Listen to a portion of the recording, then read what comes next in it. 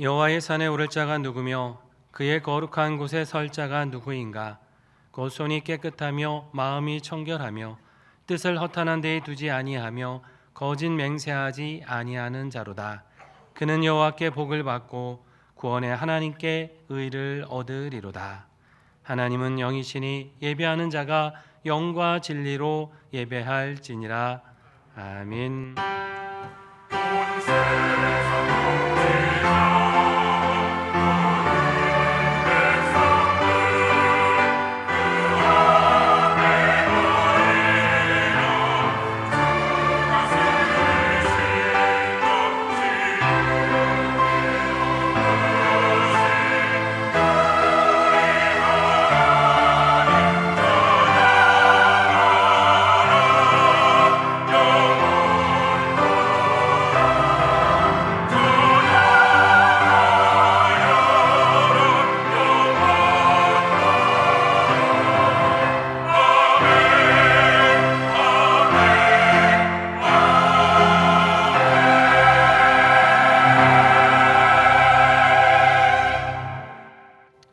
은혜로우신 하나님, 지난 주간도 크신 날개 아래 품어주시고 이 시간 하나님을 예배하는 자로 불러주시니 감사드립니다. 주님을 높여드리는 우리의 찬양과 경배를 기뻐 받아주시고 하나님의 자녀로서 누리는 은총을 베풀어 주시옵소서. 이 시간 예배를 통해 주님을 깊이 만나게 하시고 그 능력을 힘입어 우리를 둘러싼 모든 근심과 두려움을 이기게 하시며 새로운 소망으로 우리 심령을 충만케 하여 주시옵소서. 예수님의 이름으로 기원하옵나이다. 아멘. 자리에서 일어나셔서 찬송 37장을 부르시겠습니다.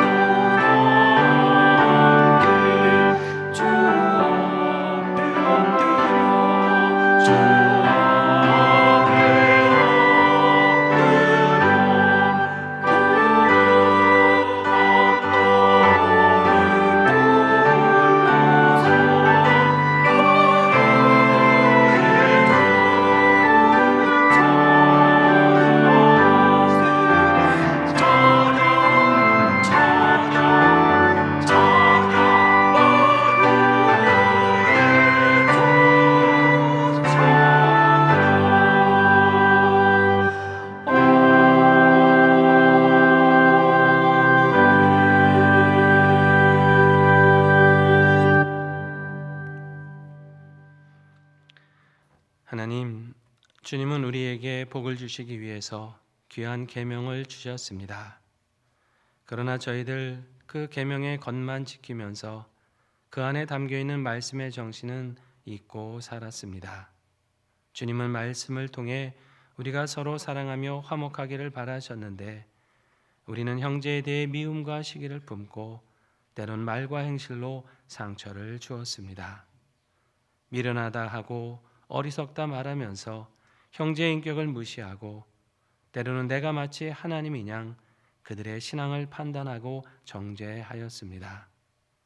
겉으로는 의로운 척, 믿음 좋은 척 가장했지만 속으로는 이처럼 추한 마음을 품고 하나님의 말씀과는 동떨어진 삶을 살았습니다. 하나님, 우리의 죄악을 용서하여 주시고 우리 내면을 깨끗하게 하셔서 하나님과 이웃과 참된 화목을 이루는 사람이 되게 하여 주시옵소서. 이제 자비하시고 신실하신 하나님의 은혜를 구하며 우리의 죄악을 내어놓고 침묵으로 참회의 기도를 드립니다.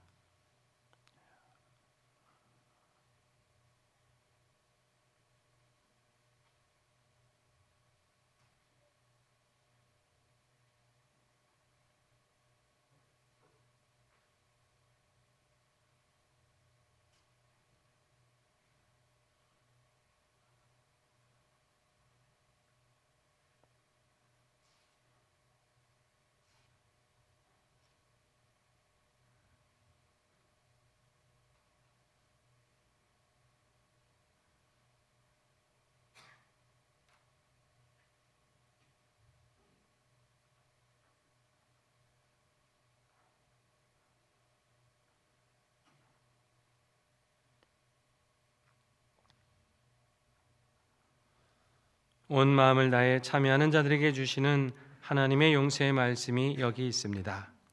여호와께서 말씀하시되 오라 우리가 서로 변론하자. 너희의 죄가 주홍 같을지라도 눈과 같이 희어질 것이요 진홍같이 붉을지라도 양털같이 희게 되리라. 이 말씀에 의지하여 참여하는 우리 모두의 죄와 허물이 완전히 사하여졌음을 담대히 선언합니다. 이제 죄사함의 확신을 가지고 사도신경으로 우리의 신앙을 고백합니다. 나는 전능하신 아버지 하나님 천지의 창조주를 믿습니다. 나는 그의 유일하신 아들 우리 주 예수 그리스도를 믿습니다. 그는 성령으로 잉태되어 동정녀 마리아에게서 나시고 본디오 빌라도에게 고난을 받아 십자가에 못 박혀 죽으시고 장사된 지 사흘 만에 죽은 자 가운데서 다시 살아나셨으며 하늘에 오르시어 전능하신 아버지 하나님 우편에 앉아 계시다가 거기로부터 살아있는 자와 죽은 자를 심판하러 오십니다. 나는 성령을 믿으며 거룩한 공교회와 성도의 교제와 죄를 용서받는 것과 몸의 부활과 영생을 믿습니다. 아멘.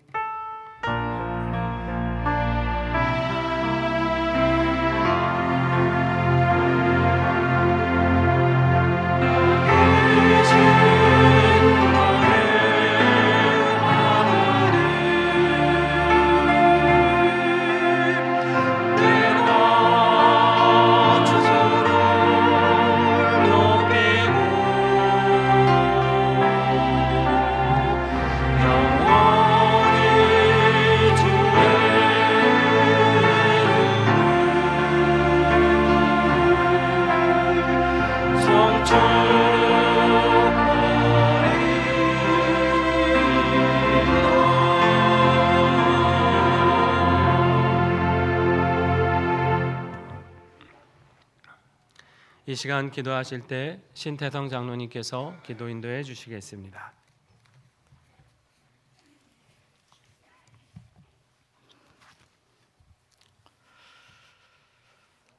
존귀와 찬양과 영광을 받기에 합당하신 하나님 아버지 감사합니다. 지난 한 주간도 세상 속에서 성도로서 구별된 삶을 살게 하셨다가 주님 전에 나와 예배드리게 하시니 감사를 드립니다.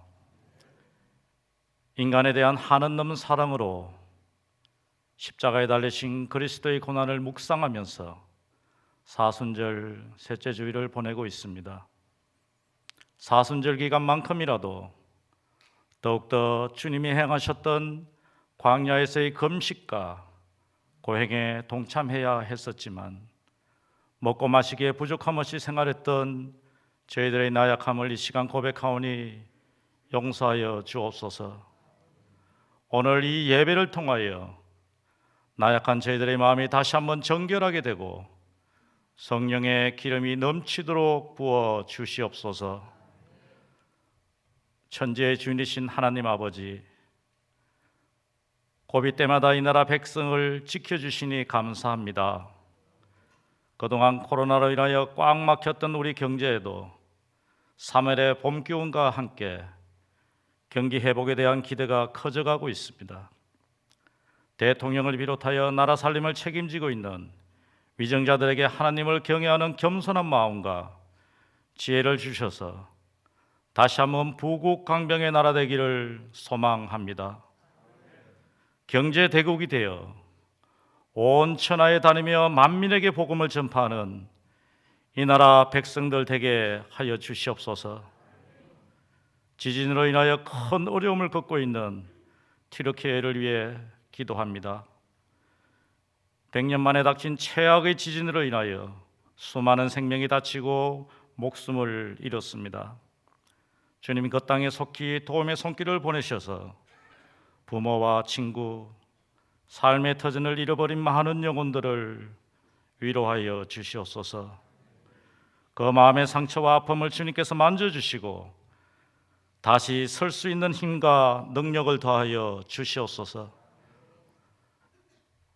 교회의 머리 되신 주님, 이곳 노원에 주님 축복 주셔서 상영교회를 세우셨으니 이것을 통해 주님의 은혜가 넘치고 예수 그리스도의 향기가 가득한 교회 되도록 성령 충만함을 주시옵소서. 크고 작은 많은 모임 공동체가 생성되어서 따스한 섬김과 보살핌이 넘쳐나는, 그래서 주일이 기다려지는 아름다운 공동체가 되도록 은혜 내려 주시옵소서. 성도와 교역자, 성도와 중직자들이 서스럼없이 교제를 나누며 해묵은 고민이 해결되고 마음의 상처가 치유되는 살아서 역사하시는 주님의 교회 되게 하시옵소서. 화목하고 행복한 교회 되도록 은혜 주시옵소서. 말씀 선포하시는 윤한 담임 목사님에게 성령의 충만함을 주셔서 대언하는 말씀의 능력을 7배나 더하시고 말씀을 받는 우리들 심령에 풍성한 결실을 주시옵소서. 심령에 새겨진 그 말씀이 우리 삶의 변화를 이끌어내는 원동력이 되게 하시고 그 말씀대로 순종하여 승리하는 복된 삶을 살게 하여 주시옵소서. 특히 지금은 3월을 맞아 새 학기가 시작되는 시기입니다. 우리 자녀들을 기억하여 주시고 건강과 지혜를 더하여 주시옵소서. 3월에 새로 성경 공부도 시작하였고 기도 모임도 구역 예배도 시작하였습니다. 또 젊은 세대를 위한 상공사공 모임도 시작하였사오니 다 기억하여 주시고 모든 사역들을 위해 주의 은혜가 차고 넘치게 하시옵소서. 성도들의 구석구석을 살펴 도와주시고 기도해 주시는 부 목사님들과 찬양으로 예배위원으로 헌신하는 손길이에 큰 은혜 주시옵소서. 할렐루야 찬양대가 귀한 찬양을 하나님께 올려드립니다. 몸과 마음과 정성을 다하여 찬양하오니 하나님 홀로 영광 받으시고 은혜 내려 주시옵소서. 이 모든 말씀 십자가 보혈로 우리 죄를 사하시고 지금도 우리를 중보하시는 예수님의 이름으로 기도드립니다. 아멘.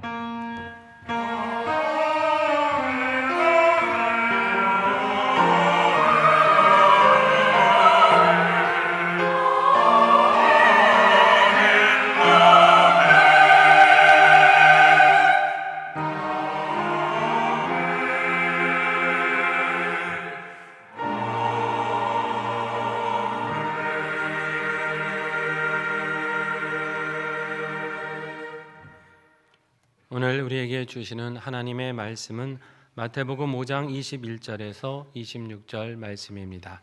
신약성경 6면입니다.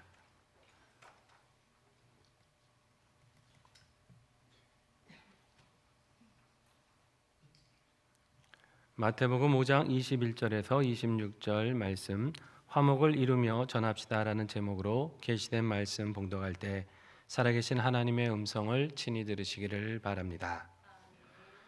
옛 사람에게 말한 바 살인하지 말라, 누구든지 살인하면 심판을 받게 되리라 하였다는 것을 너희가 들었으나 나는 너희에게 이르노니 형제에게 노하는 자마다 심판을 받게 되고 형제를 대하여 라가라 하는 자는 공회에 잡혀가게 되고 미련한 놈이라 하는 자는 지옥불에 들어가게 되리라.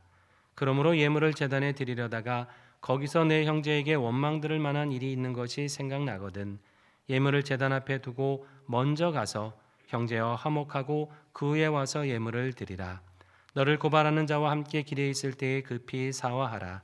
그 고발하는 자가 너를 재판관에게 내어주고 재판관이 옥리에게 내어주어 옥에 가둘까 염려하라. 진실로 내게 이르노니 내가 한 푼이라도 남김이 없이 다 갚기 전에는 결코 거기서 나오지 못하리라.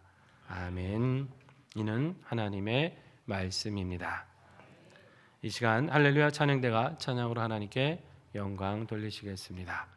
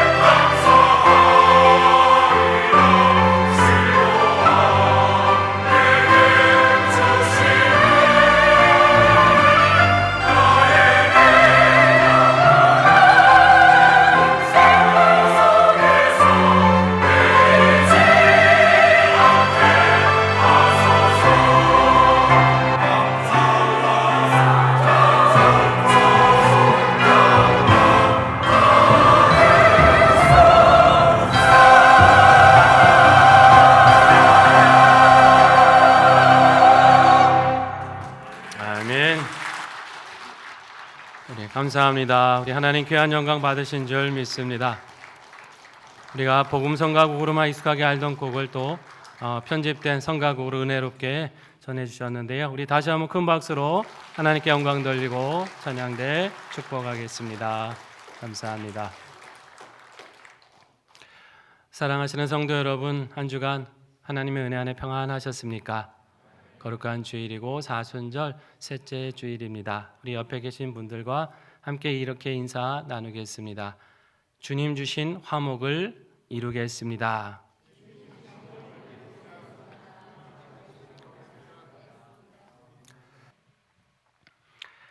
윤동주 시인의 서시를 아마 잘 아실 것입니다. 죽는 날까지 하늘을 우러러 한 점 부끄러움이 없기를 잎새에 이는 바람에도 나는 괴로워했다. 별을 노래하는 마음으로 모든 죽어가는 것을 사랑해야지. 그리고 나한테 주어진 길을 걸어가야겠다. 오늘 밤에도 별이 바람에 스치운다. 너무나 유명한 시죠. 이 독실한 기독교 신앙을 가졌던 이 시인은 잎새에 이는 바람에도 정말 내 자신에게는 부끄러움이 없었는가? 자신을 성찰하고 또 성찰하기를 바랬습니다. 그 마음을 이 시에 담은 거예요. 정말 그 바람대로 그는 27이라고 하는 아주 짧은 생애를 살다가 갔지만 일제 강점기에 살아있는 양심적인 지식인으로 그리고 독립운동가로서 이름을 남겼습니다. 요즘 이 시가 더욱 생각나는 것은 아마도 이 시대가 한 점 부끄러움이 없기를 원하는 시대가 아니라 수많은 부끄러움을 아무렇지도 않게 여기며 살아가는 시대이기 때문일 것입니다.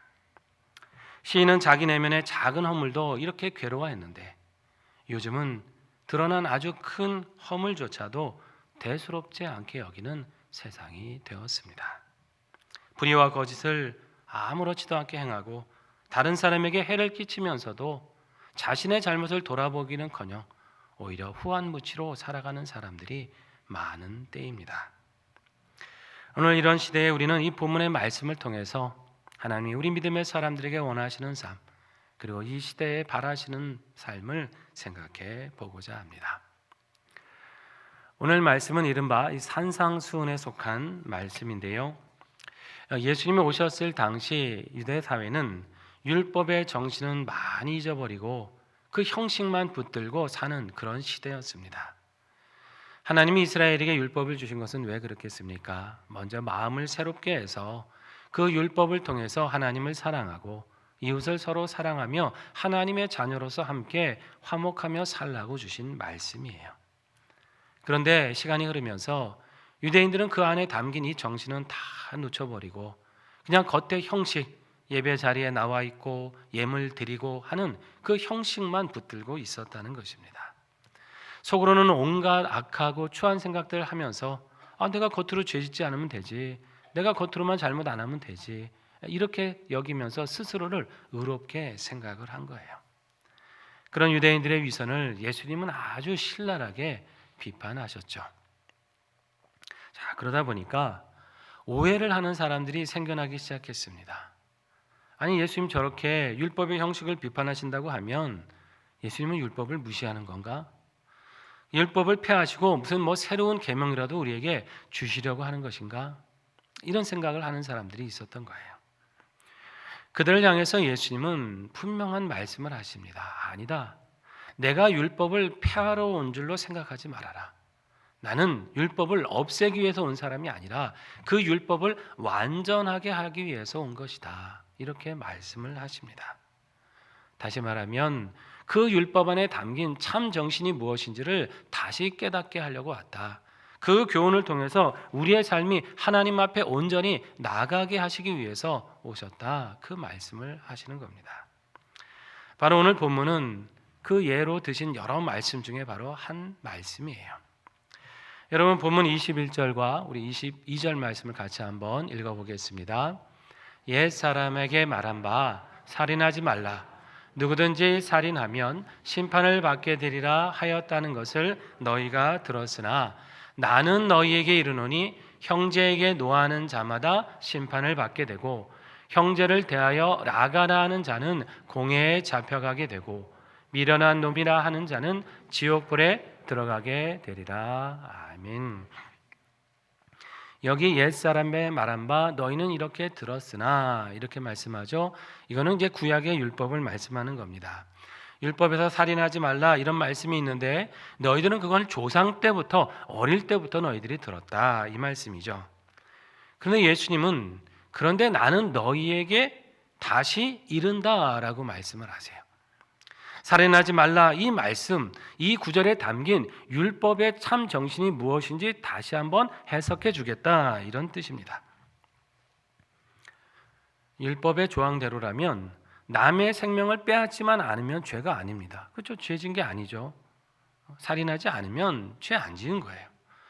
하지만 하나님이 주신 율법의 그 목적, 그 정신에 비추어 보면 비록 남의 생명을 빼앗지는 않았더라도 말이나 행동으로 상대방의 인격을 무시하고 짓밟는다고 한다면 그것은 정신적으로 영적으로 살인한 것과 다를 바 없다 그 말씀입니다. 구체적으로 예를 들고 계시잖아요. 형제에게 노하는 자는 어떻게 돼요? 심판을 받게 될 것이다. 여기 형제라고 하는 건 뭐 가족 관계에서 이것만 얘기하는 게 아닙니다. 우리가 살아가며 만나는 모든 사람, 믿는 자나 불신자나 할 것 없이 일상에서 대하는 모든 사람을 지칭하는 말씀이에요. 자, 그 사람들에게 노하는 자는 심판을 받게 된다는 거죠. 자, 여기 노한다라고 하는 말씀, 우리가 뭐 쉽게 아는 것처럼 화를 낸다, 분을 낸다 이런 뜻인데 이 헬라어에서 노한다라는 표현은 두 가지가 있습니다. 하나는 디모스라고 해서 이것은 내 감정, 상한 감정을 주체하지 못하고 화를 폭발시키는 거예요. 누가 내 자존심을 건드리고 무시했다든지 해를 끼쳤다든지 할 때 화가 날 거 아닙니까? 그 감정이 폭발할 수 있죠. 누구나 그럴 수 있는 거예요. 이게 이제 디모스입니다. 사실 이런 화는 종종 일어날 수 있는 것이고 내가 잘못만 깨닫고 사과하고 서로 용서하고 화해하면 해결되는 겁니다. 큰 문제가 아니에요. 자, 또 다른 단어가 있는데 이거는 오르게라고 하는 단어가 있어요. 이 말은 뭐냐면 악한 뜻을 다른 사람에게 품었다는 것입니다. 그래서 그 사람에 대해서 나쁜 생각을 갖고 해하고자 하는 지속적인 내 마음의 악한 분노, 그 마음을 오르게라고 하는 거예요. 바로 여기서는 바로 이 오르게라는 단어를 쓴 것이죠. 상대에 대해서 미움을 갖는 사람을 말하는 겁니다. 굳이 뭐 상대가 이유가 있어서 그럴까요? 그보다는 자기 자신의 내면의 문제인 거죠. 누군가를 잘못 없이 미워한다? 내 안에 시기심이 발동했을 경우도 있고 내 이기적인 욕망을 채우기 위해서 남을 이용하려는 마음이 있을 수도 있고 남을 괴롭히는 모든 행위, 이것을 가리켜서 오르게다, 형제를 노하게 한다라는 말씀입니다. 자, 형제를 대해서 또 라가라고 하는 자는 어떻게 돼요? 공회에 잡혀가게 된다라고 말씀하죠. 공회는 재판정입니다. 당시 법정이에요. 유죄 선고를 받을 수 있는 그 법정, 거기에 잡혀가게 될 것이다. 이 라가라고 하는 말, 이 말은 유대인들에게 있어서 아주 큰 욕설입니다. 이제 우리말로 조금 번역을 해보면 이 멍청한 놈, 이 사악한 놈, 이 구제불능 뭐 이런 뜻이에요. 그 정도 말 가지고 뭐 이렇게 깜짝 그게 큰일인가 하실 정도로 어떻게 보면 우리가 살아가는 시대가 너무나 욕설이 난무하기 때문에 이 정도는 별말 아닌 것처럼 느껴지지만 이게 유대인들에게는 아주 심각한 욕설이었다는 겁니다. 왜냐하면 하나님이 지으신 그 인격을 짓밟는 거잖아요. 구제불능이라고 하고 멍청하다고 하고 하는 이 짓밟는 욕설이라는 거죠. 또 미련한 놈이라고 하는 사람은 어떻게 된다고 하십니까? 지옥불에 들어가게 될 것이다. 갈수록 참 부담스럽습니다. 미련한 놈, 이 말은 헬라어로 모레라는 단어를 쓰는데 원래는 지식이 없어 우매하다 이런 뜻이에요. 미련하다 그런 말 우리도 그렇게 쓰잖아요. 근데 이 의미를 좀 더 이게 발전이 돼서 성경에서는 우매한 것을 하나님을 모르는 사람이다, 하나님을 부정하는 사람이다 이렇게 연결이 됩니다. 그러니까 지식이 없어 우매하다라는 뜻에서 발전해가지고 네가 우매하기 때문에 하나님을 부정하는 자가 되었구나 이런 뜻으로 발전한 겁니다. 자, 유대 사회에서 하나님을 부정하는 사람이다라고 하는 것은 아주 큰일 날 말입니다. 그렇지 않겠어요? 모든 것이 종교적으로 하나님을 섬기는 모든 문화가 가득한데 이 말은 너는 하나님께 버림받은 자야, 너는 하나님 앞에 멸망받을 자야, 이 말을 하는 거거든요. 종교적으로 완전히 그 인생을 말살시키는 것과 다를 바가 없다. 여러분, 하나님께 버림받았다, 하나님께 멸망받을 자다, 이 말은 사실 누구만 하실 수 있는 거예요?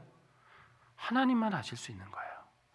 아주 극악한 죄인을 향해서, 우상 숭배자들 향해서 하나님은 이런 말을 하실 수 있지만 사람이 사람에게 이런 표현을 쓴다? 그건 안 된다는 거죠. 사람이 사람에게 이 말을 쓰는 건 하나님의 고유 영역인 심판권을 그 심판자가 내가 되겠다고 하는 것과 다를 바가 없잖아요. 내가 하나님의 자리에서 남의 구원의 문제까지 판단하겠다? 바로 그 말이 미련한 놈이다라는 말에 담겨 있는 겁니다. 종합해 보면 다른 사람에 대해 미움과 악한 마음 가지고 지속적으로 상처를 주거나 말과 행동으로 그 사람의 인격을 무시하고 짓밟거나 마치 자신이 심판자처럼 하나님의 위치에서 다른 사람의 신앙을 정죄하는 거, 이게 다 뭐라는 것입니까? 살인과 다를 바가 없다. 그를 영적으로 죽이는 일이다라고 하시는 거예요. 그런 자들은 반드시 재판정에 서게 될 것이고 유죄 선고를 받게 된다라는 말씀입니다. 여러분, 우리가 살아가는 이 시대를 한번 생각해 보면 이 말씀에 비추어 보면 너무나 동떨어져 있는 것 같지 않습니까? 세상을 보십시오. 이런 죄들은 너무나 가볍게 여기는 경향이 있습니다. 남의 인격을 짓밟고 말과 행동으로 그 사람의 정말 정신을 죽이면서도 직접적으로 내가 생명을 빼앗은 게 아닌데 무슨 문제냐, 이렇게 생각하는 사람들이 많은 시대입니다. 최근에도 보면 자녀의 학교 폭력 이력으로 고위공직에 오르려던 사람이 중간에 이 낭만 상황이 있었잖아요. 이 아들이 잘못을 했는데도 정당하게 사과하지도 않고 오히려 자신이 가진 권력으로 이 행정소송으로 시간을 끌면서 그 자녀가 명문대에 입학할 수 있도록 그렇게 한 사실이 드러났지 않습니까? 피해를 입은 학생은 아주 우수한 학생이었음에도 이 학창 시절의 트라우마를 극복하지 못해서 대학에 진학도 하지 못하고 고통스러운 시간을 보내고 있습니다. 이 사실이 드러나면서 많은 국민들이 공분을 했죠. 아니, 어떻게 이럴 수가 있는가? 이런 방송계에서도 이런 일들이 비일비재하지 않습니까? 잘 나가던 사람이 이전에 학교 폭력의 그 전과 때문에, 그 과거 때문에 중도하차하는 경우가 있잖아요. 최근에도 한 노래 경연 프로그램에서 우승에 유력하던 사람이 그런 과거의 이 잘못 때문에 그렇게 중도하차한 일이 있었다고 들었습니다. 여러분, 이런 일들을 철없는 그 시절에 그냥 일탈이었다, 여러분 이 정도로 생각할 수 있을까요? 예전 일로 지금까지 이렇게 문제를 삼아야 되겠느냐, 이렇게 여길 수 있겠습니까? 그렇지 않은 거예요. 이거는 사회적으로도 범죄고 무엇보다 하나님 앞에 큰 영적인 죄입니다. 대가를 치러야 될 일이고 반드시 해결해야 될 문제예요. 학교든 군대든 직장이든 간에 자신이 좀 힘을 가졌다고 해서 자기보다 약한 사람을 괴롭힌다고 하는 거, 여러분 이건 반드시 근절되어야 될 사회의 악 아닙니까? 남의 인격을 짓밟으면 반드시 그 대가를 치르게 된다고 하는 그런 이 공감과 분위기가 있는 그런 사회가 되어야 되는 것이에요. 건강한 사회로 가는 길입니다. 여러분, 이 직장에서도, 여러분 이 직장은 성인들이 다 모인 곳이잖아요. 그런데도 여전히 이런 폭언과 폭력들이 많이 일어난다 그래요. 2019년 7월인가 우리나라에도요, 이 직장 내 괴롭힘 금지법이라는 게 시행이 됐습니다.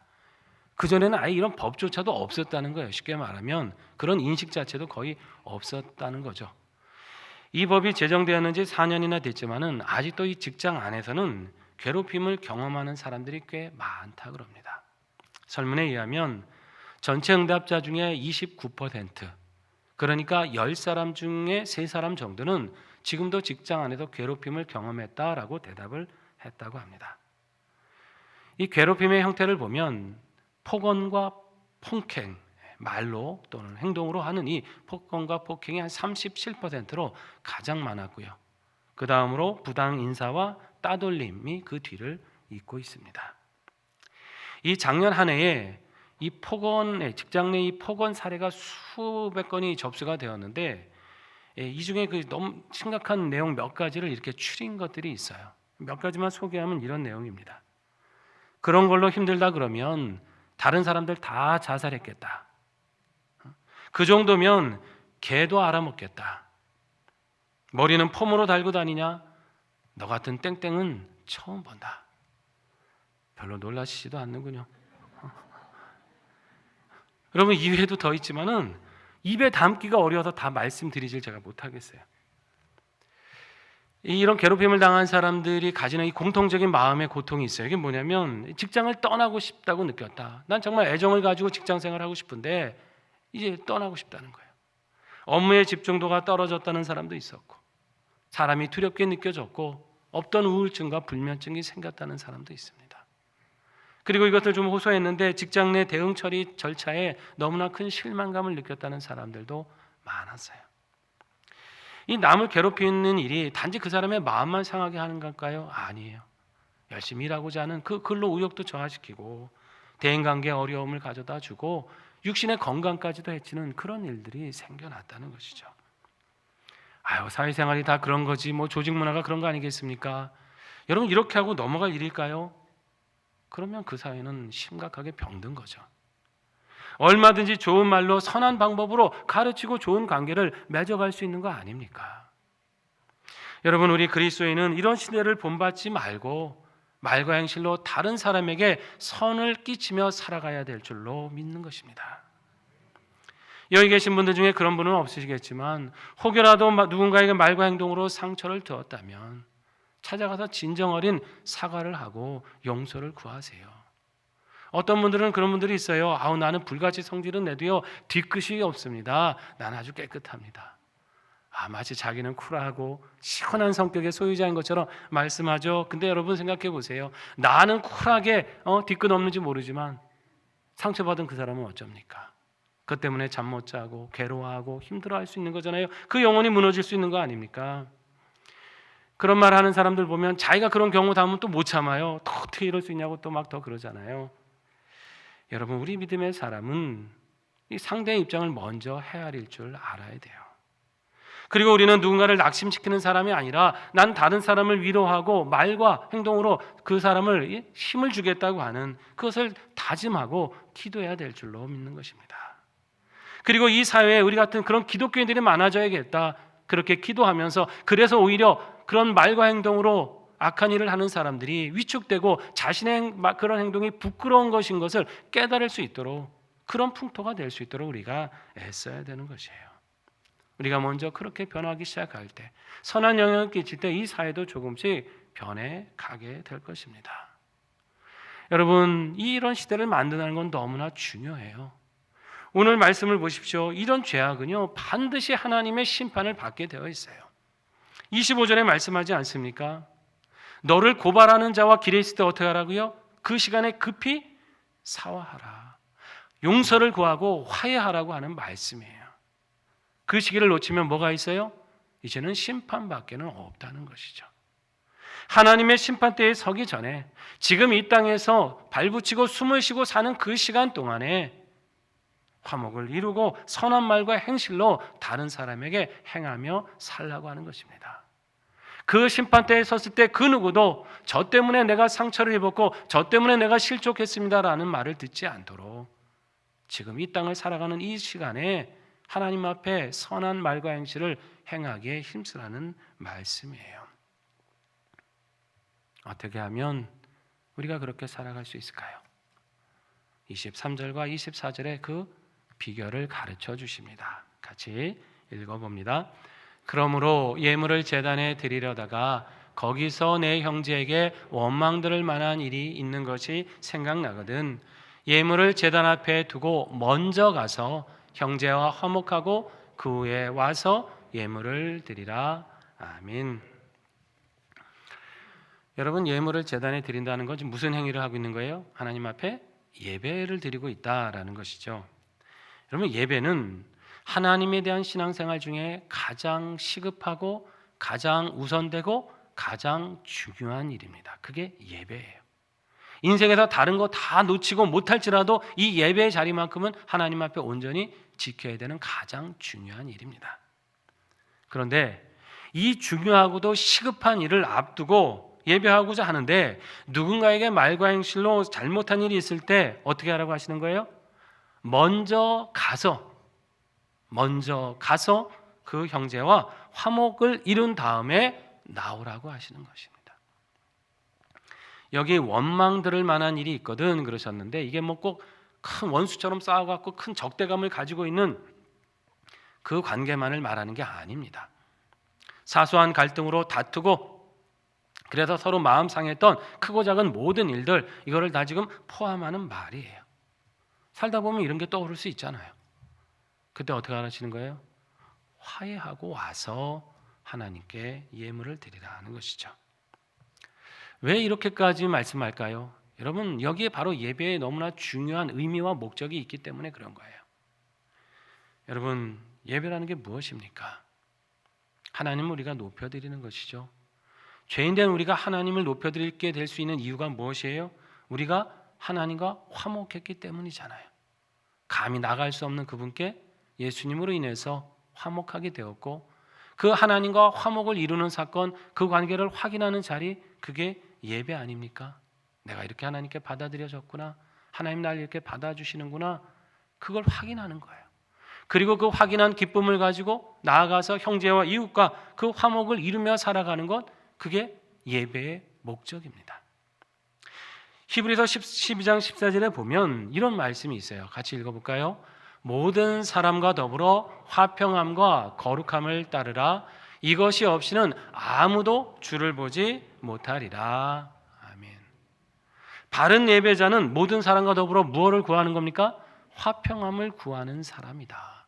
주님을 만나고자 하는 사람은 먼저 형제와 화목함을 이루는 사람이다라고 말씀하는 거죠. 이게 먼저 되어야 하나님을 뵙는 사람이 될 수 있다. 참 예배자가 될 수 있다라고 하시는 거예요. 내가 잘못한 거 있으면 먼저 용서를 구하라는 것이죠. 누가 진정 어린 사과를 해오면 용서하라는 것이에요. 그렇게 화목을 이루다가 내가 주님 앞에 나와서 내 삶이 여전히 하나님 보실 때도 옳고 하나님과 내가 이렇게 화목의 관계를 이루며 살아가고 있구나, 이거를 확인하는 자리, 그 자리가 바로 예배인 줄 믿습니다. 이 예배가 바로 되어야 그 삶이 화목을 이룰 수 있는 것이고, 화목의 관계를 바르게 이루며 살아야 그 예배를 하나님이 연락하시는 것이에요. 여러분 최초의 살인자였던 가인을 기억하시죠? 여러분 가인이 어떻게 행동했어요? 가인은 하나님 앞에 예배를 드리고 나서 동생을 죽였어요. 이 상황이 말이 되겠습니까? 하나님 앞에 시큰 예물을 드리고 나서 동생을 죽였어요. 뭐가 문제였을까요? 동생과 온전히 화목의 관계를 이루지 못했던 거죠. 동생이 하나님께 연락된 게 시기심이 일었던 거 아닙니까? 그럼에도 불구하고 하나님께 자기의 내면을 비추면서 동생과 화목을 이루고 그 깨끗한 마음으로 다시 주님 앞에 나왔어야죠. 그러나 가인은 그러지 않았습니다. 자기 안에 분노, 시기심을 다스리지 않았고 동생을, 화목해야 될 동생을 살인을 했어요. 결국 하나님과의도 화목이 깨져버렸죠. 그는 유리방황하는 자가 될 수밖에 없었어요. 우리가 어떻게 이 화목의 관계를 이룬 자가 될 수 있을까요? 여러분, 우리는 우리에게 이 화목을 이루어 주신 우리 주님의 삶을 묵상하고 그분을 닮아가기에 힘쓸 때 이 화목을 우리 안에 이루는 자가 될 수 있습니다. 그분의 삶을 한번 잘 생각해 보십시오. 예수님은 우리를 위해서 당하지 않으셔도 될 모욕과 수치를 겪으셨어요. 여러분, 우리도 때로 폭언과 폭행을 당하는 일이 있을지 모르겠습니다만 우리 주님이 당하신 폭언과 폭행이야말로 얼마나 여러분 잔인하고 무자비했습니까?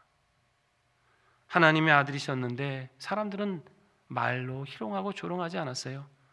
당신이 무슨 메시아냐? 정말 하나님의 아들이면 십자가에서 한번 내려와 봐라. 남은 실컷 구원하더니 자기 자신 하나는 구원도 하지 못하느냐? 당신을 손바닥으로 친 자가 누군지 맞춰나 봐라. 이렇게 조롱하지 않았습니까? 손바닥으로 치고 침을 뱉고 모욕을 했어요. 또 죄 없는 분을 채찍질했죠. 가시관으로 머리에 씌워서 그 고통스러운 피를 흘리게 하지 않았습니까? 그리고는 손과 발에 대못을 박아서 그분을 십자가에 매달아 고통을 가했잖아요. 정말 말도 안 되는 폭언과 폭행을 당하신 분, 그분이 바로 우리 예수님이십니다. 그런데도 주님은 그 모든 모욕과 수치와 고통을 감내하셨어요. 여러분 왜 그러셨을까요? 바로 죄인된 우리를 하나님과 화목하게 하시기 위함이에요. 하나님께 나아갈 수 없는 죄인, 그래서 온갖 죄악과 폭언과 폭행에 시달리다 죽어도 할 말이 없는 그 죄인들을 구원하시기 위해서 주님은 대신해서 그 모든 폭언과 폭행을 담당하신 겁니다. 서로 원수되어 미워하고 죽이려는 우리들, 그런 자들을 하나님의 자녀가 돼서 서로 사랑하며 화목하게 살도록 하시기 위해서 주님은 그 고난을 당하신 것입니다. 내 안에는 선한 것이 없죠. 그러나 나를 이 화목을 주시기 위해서 오신 예수님의 삶을 닮아가고자 한다면 우리는 그때 서로를 품어주고 서로를 위하는 그런 화목의 사람이 될 수 있는 것입니다. 물론 우리의 힘만으로는 어렵습니다. 그렇기 때문에 여러분, 우리는 항상 말씀을 묵상하고 기도하면서 성령님의 도우심을 구해야 합니다. 하나님, 내 안에는 선한 것이 없습니다. 거친 것만 가득합니다. 나는 또 누군가에게 말과 행실로 상처를 줄 수밖에 없는 죄인입니다. 이런 나를 도와주셔서 내 안에 하나님의 화목을 확인시켜 주시고 이 화목을 이루는 사람 되게 하여 주시옵소서. 이 믿음의 기도를 드리면서 주님을 바라보셔야 되는 거예요. 사랑하신 성도 여러분, 이 사순절 나를 위해 화목을 이루신 우리 주님의 삶을 더 깊이 묵상하시고 따르시게 힘쓰시기 바랍니다. 그분이 나를 위해 이루신 선한 역사를 기억하면서 나도 다른 이에게 이 선한 역사를 끼치는 사람이 되겠다 결단하는 시간이 되시길 바랍니다. 그럼으로써 주님께서 이루신 이 화목을 내 안에 먼저 풍성히 이루어 가시고 이 화목을 세상에 전하며 살아가시는 하나님의 자녀들 다 되시기를 주의 이름으로 축원합니다. 우리 함께 결단하며 기도하겠습니다. 하나님, 말씀과 성령으로 우리의 심령을 선하게 변화시켜 주시고 우리 말과 행실로 우리 주님께서 이루어 주신 이 화목 세상에 내 안에 이루며 세상에 전하며 살아가는 믿음의 자녀 되게 하여 주시옵소서. 반주에 맞춰 하나님 앞에 결단하며 기도하겠습니다. 주시옵소서. 내 쥐고 잡아주옵나이다. 아버지, 주옵소서. 우리 안에는 확실한 것이 없고 같이 파악합니다. 그러나 주님 이렇게 하여 주시옵고 하나님 도와주시옵소서. 주시옵소서. 이 말씀 부여잡고 하나님 주시옵소서.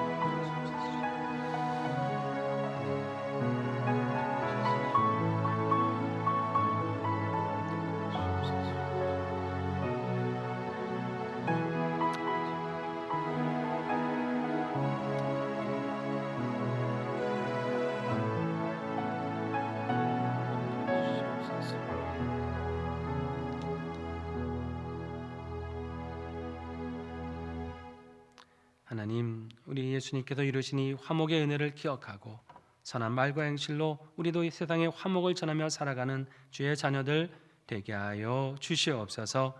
예수님의 이름으로 기도드립니다. 아멘. 이 시간 봉헌 찬송은 우리 박옥정 권사님의 7분이 해주시겠습니다.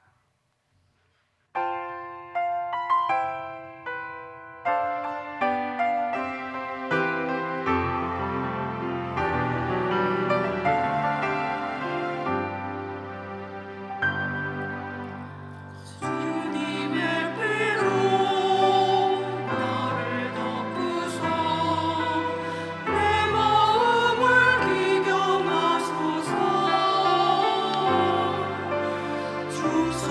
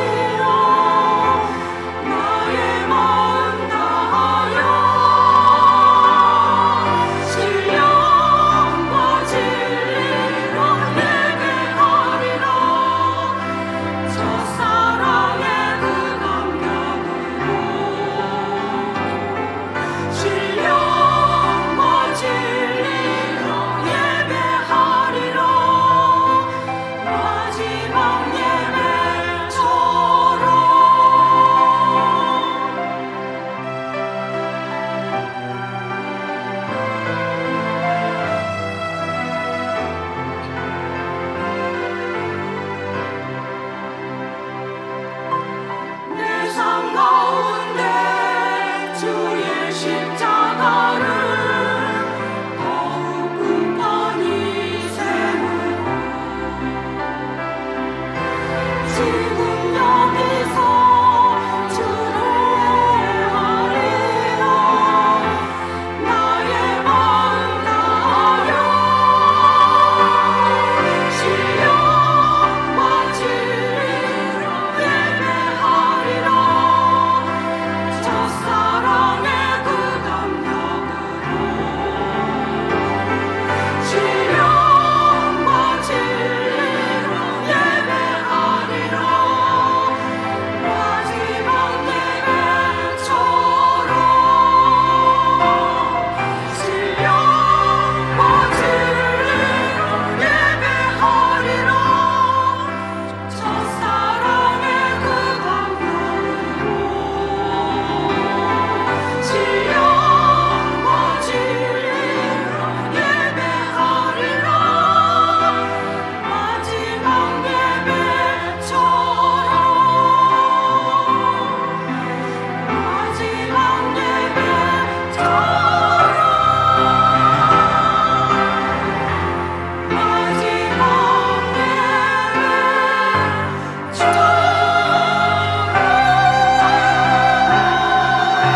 예배처럼. 아멘. 감사합니다. 기도하시겠습니다. 의로우신 하나님, 예수님을 통해 우리와 화목을 이루어 주심을 감사드립니다. 주께서 이루신 화목의 은혜를 귀히 여기며 우리도 화목을 이루는 사람이 되게 하여 주시옵소서. 선한 말과 행실로 온유하게 사람을 대하고 위로와 축복의 권면으로 낙심한 자를 일으키며 상심한 자에게 소망을 주는 하늘나라 자녀로 살게 하여 주시옵소서. 사순절을 보내고 있습니다. 우리를 위해 모든 고난과 수치를 담당하신 주님의 사랑을 다시 한번 깊이 깨닫고 겸손히 그 발자취를 따라가는 믿음에 이르게 하여 주시옵소서.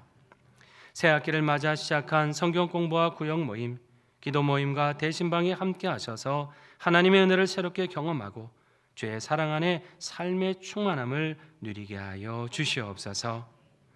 주님, 이번 주에는 상평대학을 개강합니다. 상인의 어르신들 영육강건에게 붙들어 주시고 말씀과 친교의 은혜 안에서 기쁨과 평안을 누리게 하여 주시옵소서. 살아가는 모든 순간을 감사하면서 이 시간 귀한 정성을 담아 예물 드립니다. 어렵고 힘든 경기 속에서 살아갈 은혜를 주심을 감사하며 드리오니 기쁘게 연락하여 주시옵고 풍성한 결실로 이루어 주시옵소서. 드린 물질로 인해 이 땅에 하나님의 나라가 든든히 세워지게 하여 주시옵고 모든 정성 어린 손길마다 살아가며 필요한 일용할 양식을 공급하여 주시옵소서.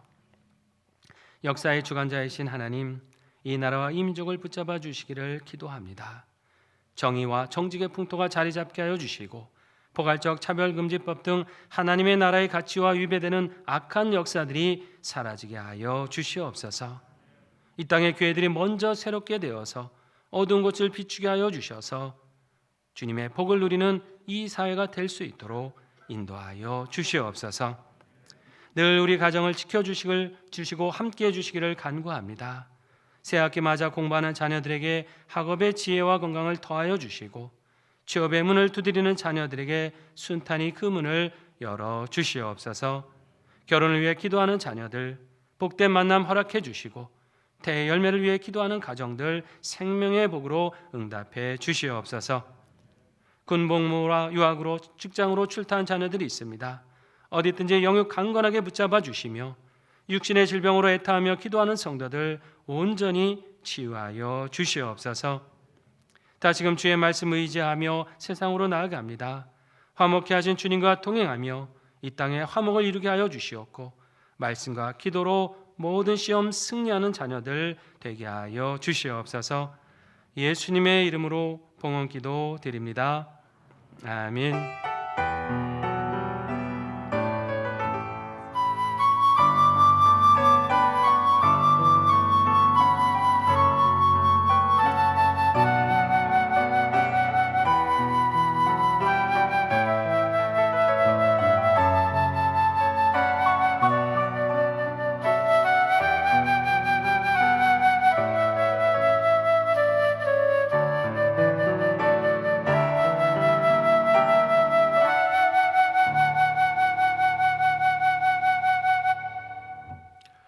귀하고 복된 날 우리 상현의 한 가족이 되신 새 교우를 소개해 드립니다. 4층에 계신 것 같은데요. 호명하게 되면 잠깐 자리에서 일어나 주시면 감사하겠습니다. 김용준, 정영애 성도님 부부신데요. 잠깐 일어나 주시겠습니까? 예, 저 위에 4층에 계신데 우리 박수로 환영하고 축복하겠습니다. 환영합니다. 축복합니다. 네, 상현교회 통해서 복된 믿음 생활 이루시기를 바랍니다. 교회 소식 전해드립니다. 오늘 사순절 세 번째 주일입니다. 경건한 마음으로 주님의 고난을 묵상하시고 특별히 주께서 이루신 이 화목의 은혜를 생각하시고 우리의 삶에서도 화목을 이루며 살기를 결단하고 행하시는 귀한 시간이 되시기를 바랍니다. 상현 비정 장학금 신청 안내입니다. 우리 지난주부터 광고 드렸는데요. 열심히 또 학업하고 신앙생활하는 우리 자녀들 격려하고자 교육위원회 주관으로 장학생을 선정합니다. 우리 상현교회 청년부 또는 우리 청소년부, 특별히 고등학생들 소속 학생들은 모두 해당이 되고요. 여러 가지 또 신청 지원서와 또 필요한 서류들이 있습니다. 자세한 구비 사항은 2층 필경대에 준비가 되어 있고 또 홈페이지 배너를 통해서도 다운 받으실 수 있습니다. 관심 있는 가정은 가져가셔서 작성해 주시고요. 작성하신 서류는 다음 주일까지 19일 주일까지 3층 교역자실 사무실로 제출해 주시면 되겠습니다. 우리가 위원회에서 선정을 해서 3월 마지막 주까지는 우리가 주보에 이제 몇 분이 선정됐다라고 광고하고 개별적으로 통지해 드리도록 하겠고요. 장학증서 수여는 4월 첫 주일, 2일 주일 3부 예배 후에 갖도록 하겠습니다. 우리 궁금하신 사항은 우리 최대한 안치현 전정근 목사님 이 세 부서 담당하시는 목사님들께 누구라도 문의해 주시면 자세히 안내해 드리도록 하겠습니다. 그동안 오랫동안 기다렸죠. 우리 상영평생대학이 드디어 이번 주에 개강을 합니다. 코로나로 인해서 오랫동안 열리지 못했고 우리 어르신들 많은 또 힘든 시간을 보내셨는데요. 우리 마음껏 또 말씀과 또 친교 안에 새 힘 얻으실 수 있도록 많이 기도해 주시고 축복해 주시기를 바랍니다. 이번 주 수요일 15일 오전 10시 30분에 6층 미션으로 해서 첫 모임을 갖게 되고요.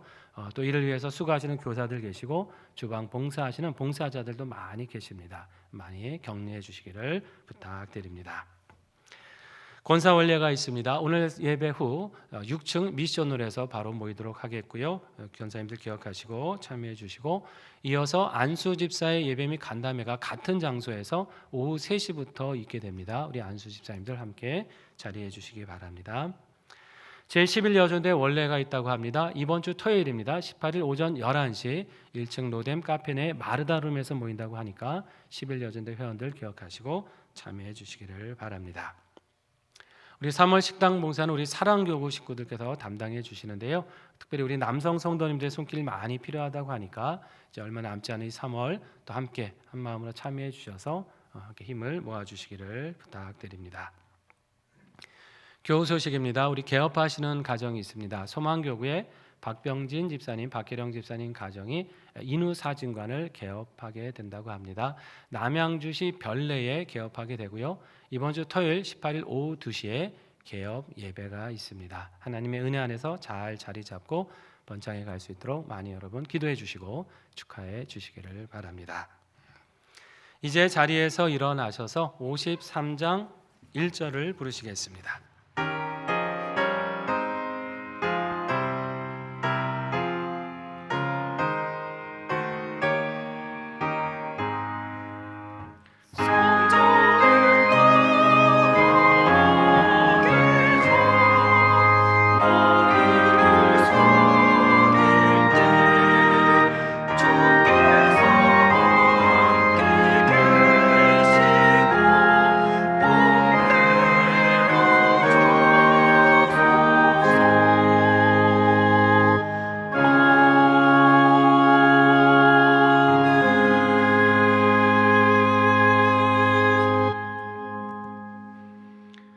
지금은 우리 주 예수 그리스도의 은혜와 하나님 아버지의 크신 사랑과 성령님의 인도하심과 교통하심이 우리에게 화목을 이루신 주님의 그 발자취를 따라가며 우리도 이 땅에 화목을 이루며 살기를 결단하시는 사랑하시는 상인의 모든 성도들 위에와 성도들의 각 가정과 일터와 산업 위에 사랑하는 한국 교회와 우리나라와 세계 민족 위에 이제로부터 영원히 함께 계시옵기를 간절히 축원하옵나이다.